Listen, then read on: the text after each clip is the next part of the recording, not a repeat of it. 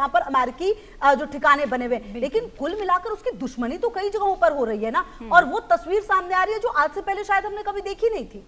हाँ जी बिल्कुल, देखिए सबसे इम्पॉर्टेंट है कि अभी उसकी जो ग्रहीय स्थिति, अगर मैं राहु की बात करती हूँ तो देखिए वो जो है बहुत ज़्यादा फ्लक्चुएट हो रहा है। सेकंड, अगर देखिए वो यूएस से अगर लड़ने की भी कोशिश करता है तो उसको इतना पता है कि अभी तक सिर्फ यूएस ने, अमेरिका ने बंदूक दिखाई थी, बंदूक चलाई नहीं थी। क्योंकि जो डोनाल्ड ट्रंप की कुंडली की अगर हम बात करते हैं तो डोनाल्ड ट्रंप अभी सिर्फ दिखावा कर रहे थे कि हम गोली चलाएंगे, हम मिसाइल करेंगे या हम अटैक करेंगे, और वो सबको इकट्ठा कर रहे थे। लेकिन अगर अब हम प्रेजेंट सिनेरियो की बात करते हैं और अगर हम वहां का जो विरोधाभास की बात करते हैं तो देखिए वहां पर जो ब्रेन वॉश हो रहा है वहां के अपने लोगों से हो रहा है, वहां के जो हेड हैं उनकी वजह से हो रहा है कि हमें ऊपर उठना है या हमें किसी एक देश को अपने कंट्रोल में लेकर आना है या हमें कितना भी एक्सपोर्ट है, इंपोर्ट है, उस पर रोक लगानी है। तो ये सभी चीजें जो है उनके मन के अंदर गतिविधियां चल रही हैं, लेकिन वो पूरी तरीके से कामयाब नहीं होंगे और वहां पर भी युद्ध की स्थितियां बनती हुई दिखाई दे रही हैं। जैसा भी आचार्य जी ने बताया अभी, देखिए जो ग्रहीय स्थितियां बन रही हैं, अगर हम सैटर्न की बात करते हैं,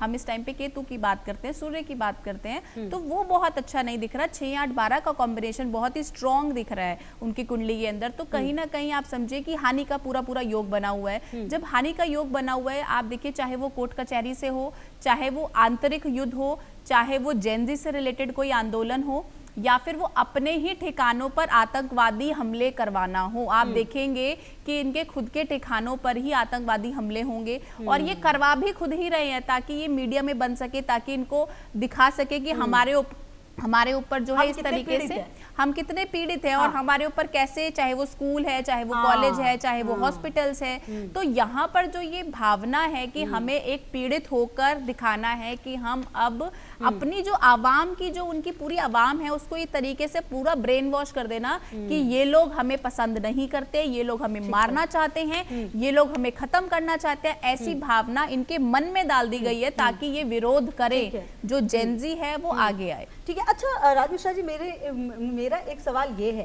कि आखिरकार ये लोग इतना ज्यादा कैसे ब्रेन वॉश इनका हो जाता है? मतलब कि अब ईरान की अगर बात की जाए, वहां के जो लोग हैं, क्या वो ये नहीं जानते कि ईरान ने अपनी जमीन दी है, चाहे वो हुती हो, हमास हो, हिजबुल्लाह हो, जैसे आतंक, और उन्होंने इजराइल में जाकर कितना नरसंहार किया है, गाजा में जाकर कितना नरसंहार किया है, कितने मासूमों की जान ले ली है। ठीक है, जो ईरान में हुआ, जो कुछ 130 बच्चियों की जान गई थी, गलत वो भी है, लेकिन जब आप इतना गलत करेंगे तो फिर एक दो तो रिटेलिएशन आप पर भी होगा। देखिए जनरल सी बात है, लेकिन क्यों इतना माइंड वॉश हो जाता है? मतलब मेरा कंसर्न ये भी है। देखिए मुझे लगता है कि कहीं ना कहीं इसका कनेक्शन जो है वो निश्चित रूप से हर चीज निकल करके आता है बचपन से, आपके एजुकेशन से, आपके रिलीजन से।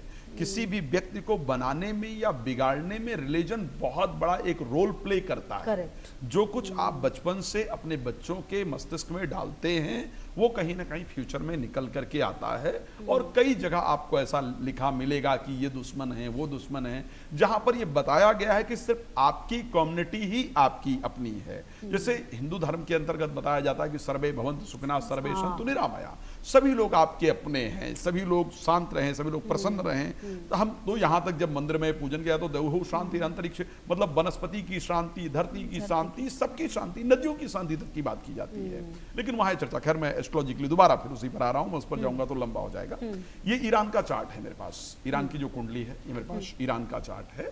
ईरान ने क्यों दोबारा, आखिर जब धीरे धीरे परिस्थिति शांत हो रही थी, ट्रंप भी वापस अपने विषय पर आ रहे थे कि ठीक है शांति की वार्ता की जाए, इस युद्ध को खत्म किया जाए। अचानक ईरान को भी ये बात पता है कि हम लड़कर जीत नहीं सकते, यूएस से जीतना, मैं समर्थक नहीं हूं लेकिन मैं कहूंगा इतना आसान नहीं है फिलहाल। अब वहां पर क्यों ऐसा हुआ? क्योंकि ईरान की अभी दशा चल रही है शुक्र की।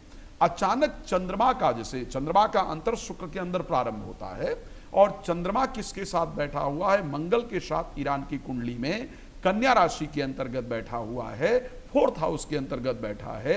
मंगल वो प्लैनेट है जो आपको जल्दी उग्र बना देता है, जो आपको मरने के लिए तैयार कर देता है, मरने मारने के लिए तैयार कर देता है, जहां पर आप अपनी परवाह छोड़ देते हैं। जैसे ये एस्ट्रोलॉजिकली कहा जाता है कि जिन्होंने भी कुछ ऐसी घटनाएं की हैं जो बड़ी अचानक रही है, चाहे आप कुछ लोगों की अभी मृत्यु की बात करें, किसी ने किसी को धक्का दे दिया, वो जो भी सिया हुआ वाला जो मामला था, या किसी ने सुसाइड किया, तो जनरली जिन लोगों ने सुसाइड किया है आप उनके चार्ट में ये देखेंगे कि चंद्रमा जो है वो मंगल के साथ रहा है। मंगल त्वरित डिसीजन लेने के लिए तैयार करता है, वो बाद की चीजों को सोचने नहीं देता है, क्योंकि ईरान की कुंडली के अंतर्गत चंद्र की अंतर्दशा स्टार्ट हुई, चंद्रमा मंगल के साथ बैठा हुआ है, 4th हाउस में बैठा है, फिर ईरान की कन्या राशि है, कन्या राशि होने के कारण उसके 7th भाव के अंतर्गत शनि गोचर कर रहे हैं। उस परिस्थिति के अंतर्गत ईरान ने जो है वो इस प्रकार का खुद का विचार नहीं किया कि इससे हमें नुकसान होने वाला है, और फिर उसने इस प्रकार का डिसीजन लिया। मंगल इस प्रकार की चीजों के लिए आपको तैयार करता है, इस कारण से उसका डिसीजन रहा। लेकिन अगर फिर उसी विषय पर आपके वापस आऊंगा कि आखिर ऐसा होता क्यों है, तो मैं ये कह सकता हूं कि ये बुनियादी प्रॉब्लम है। इस पर अगर विश्व के अंदर शांति लेकर के आनी है तो ये मुस्लिम धर्म गुरुओं को इस पर बैठना होगा, इसमें बदलाव करना होगा। एक्सेप्टेंस की तो बहुत कमी है ना, दिक्कत ये तो मानते भी तो नहीं है, और मानना पड़ेगा। हाँ, आप दूसरे को नुकसान, आज पाकिस्तान और अफगानिस्तान आपस में लड़ रहे हैं, दोनों मुस्लिम देश हैं, हाँ, मुस्लिम बिल्कुल बिल्कुल, इसमें और आपस में खत्म भी हो रही है। मेरे को समय सर इतनी इजाजत दे रहा है, बहुत शुक्रिया आचार्य राज सर, और आपका भी शान जी बहुत बहुत शुक्रिया। और चलिए इसी के साथ एक बड़ी खबर आ रही है जो